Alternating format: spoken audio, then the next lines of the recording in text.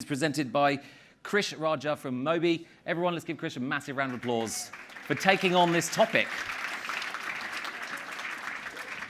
Thanks, Justin. Appreciate that. Cool. Let's talk ad tech after that. Yeah. I'm very acutely aware that this presentation isn't actually anything to do with the attention economy, so I'm really sorry about that. You'll have to forgive me. Whenever I do a talk like this, I get a bit nervous the week before, so the first thing I do is I call my mum. She tells me about how I'm such a good boy and makes me feel better. And then she lectures me for 30 minutes about life and how to life. So last week when I spoke to her about this event, the call ended up being mostly about if I'm cooking enough at home. She lives in London, I live in Sydney. I've been here for about 8 years. And I think she just wants to make sure I'm not eating crisps for dinner every day. So she's telling me how to cook. Apparently I need to know the ingredients, the base ingredients, and then experiment to taste. That was her advice.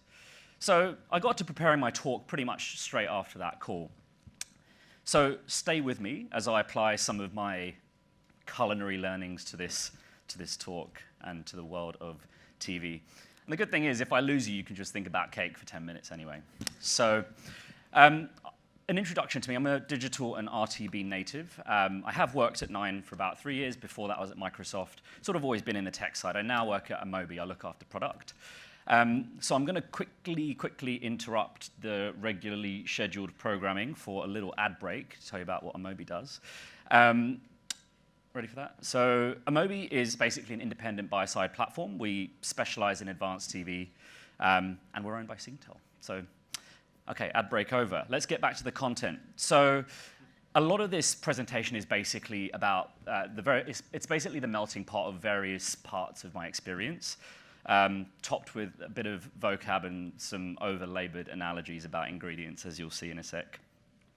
Cool, so I'm going to go through this. How do I go forward? Oh, there you go, press play, maybe that works. Cool, so I wanted to start with some industry chatter, and I won't bore you because I know you've seen a lot of this, a lot of stats. But I wanted to show you some stats based on who I think is the equivalent to Gordon Ramsay, who's the master chef, Mark Ritson, potty-mouthed expert in our industry. He's well known for being a really huge advocate of television, about TV as a brand builder, and yet he sort of takes a new stance on this. He goes, in the new economy, how does someone brand build? And if you wanted to broadcast your brand, is that still relevant, and how do you do it? Is broadcasting your brand relevant? He says yes, he says it is relevant, but with an asterisk. He points at data from Ubiquity, again, which I'm sure you've all seen, which says, linear TV was going down. We knew it. Actually, it went down more than we thought it would. And Think TV from a couple of weeks ago released their stat pack, showcasing BVOD as the way to plug the gaps. And it looks like it is, right? The consumption patterns are similar, and the demos are different, which is good. The audiences are balancing out a little bit. Now, let's have a look at the spend, because the spend's also interesting, too. How fast is that moving? If we move back to last year's eMarketer, they say that what was 85% of share going to linear reduces to about 50%. So that's the US situation, right? This is a market with a lot more TV data and a lot more digital TV players. All of our hunches and indications suggest that we're not likely to get to that sort of left-hand 50% in Australia by 2022. But you know what? I think 83% of stats are made up anyway, right? So either way, it wouldn't matter. Like, we can't see any of this stuff apples for apples. This is conjecture. It's good conjecture, but it's still conjecture. So the goal is to support the ecosystem one way or the other. That's what we're here to do on the buy side too.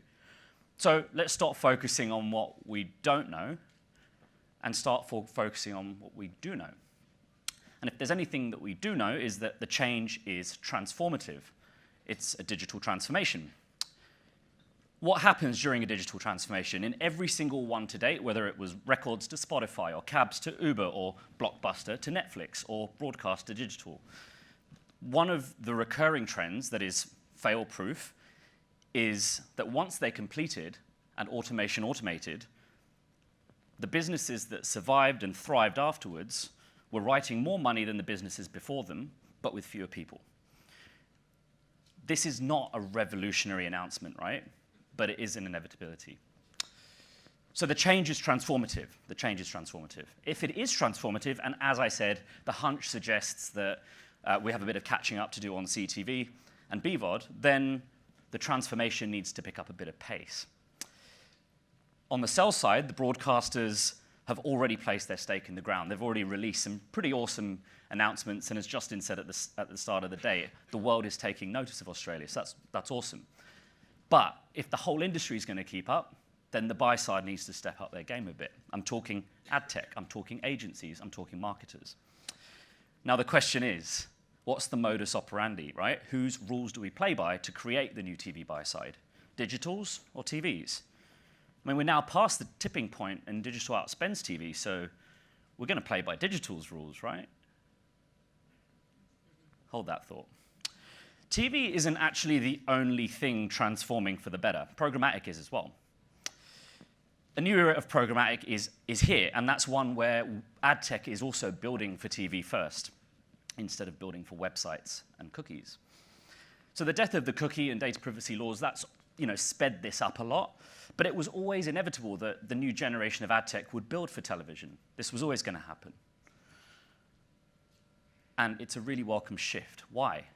Because the original mechanics of real-time bidding were not built with TV in mind.